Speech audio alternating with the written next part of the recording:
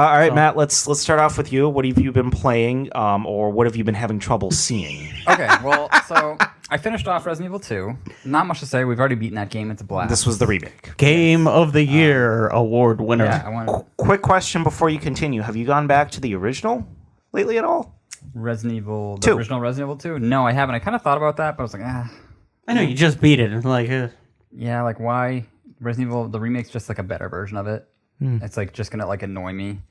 I wasn't sure. I mean, you guys kept telling me it was a different game, so I wasn't It is sure. like a kind of a different game. It's a good thought, maybe. Like, it was nice to play this game, especially with that infinite ammo thing, and just kind of like breeze through. But now it a you're little already on 3, and Yes. So after 2, I was gonna play Code Veronica because that was one that I've played before, but not long. I never actually owned the game, so I don't know if I rented it or just probably played it at a friend's house or something.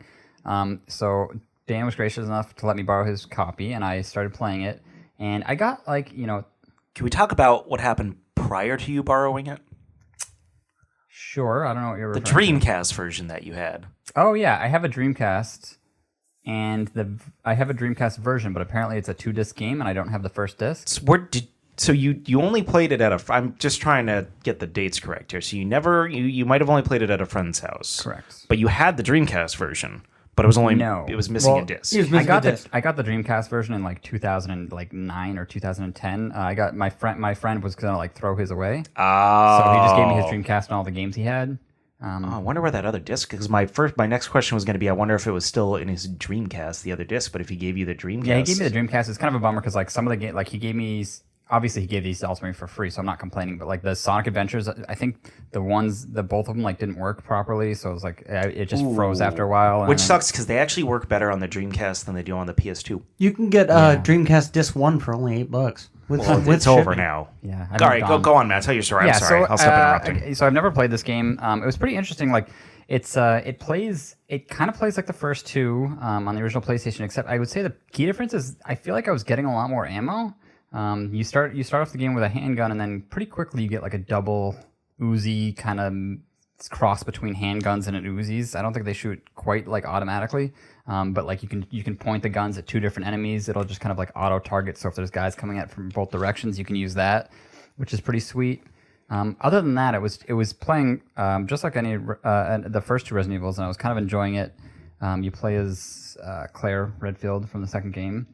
That's how you start, at least. And about, I don't know, maybe 2 or 3 hours in, it started to get...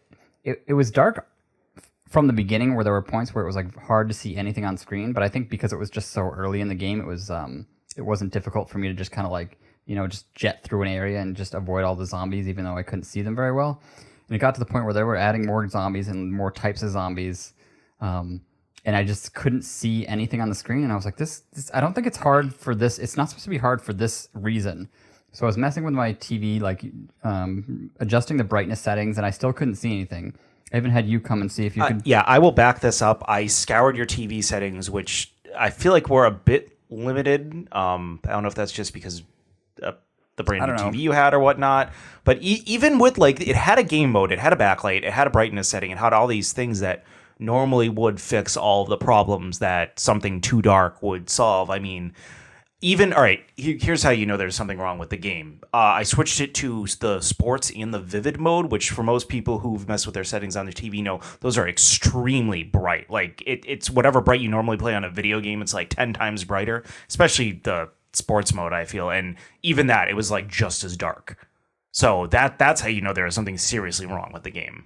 Yeah, it was strange. Like I got to the point where I was 2 to 3 hours in, and more than half of the attacks I would like hits that I was enduring were just like because I didn't see something, and all of a sudden I was just getting hit from like the side because I couldn't see to the left of me, or I couldn't see anything. Like I was just kind of following the bright lights that are in the corners of the room or whatever. So then I just got to this room where there was like 6 or 7 zombies, and I tried to kill most of them.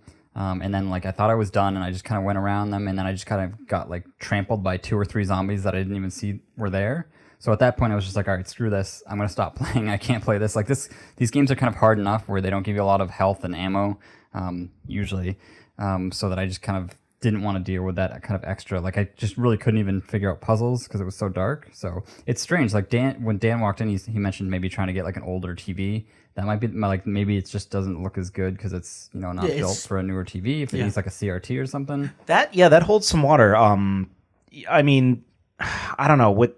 You haven't had any other issues with your AV cable No, games, like though. I play PS1 and PS2 games on there all the time. I watched you play RE3 and it was fine. Yeah, it was fine. I'm playing And everyone's Resident complaining Evil 3 about it now. online with that game. It's got to just be the game. Yeah, I did look online. The It's actual, weird, not yeah. disc itself, but the Oh porting. yeah, and the disc was having some issues early on, but I had one of those what are they, like disc repair cleaners, kits, yeah. disc cleaning kits. So it wasn't that. And the only thing that plugging in the older systems, especially when they're using the AV cables, concerns is basically just the pixel ratio. I had a hell of a time playing Skyward Sword on my TV because my TV is so big and the Wii only goes up to 480, and it no matter what I did, it always looked like garbage. So there's not much you can do in that realm. Yeah. I think it's just the game. Yeah, it's kind of a bummer. Maybe.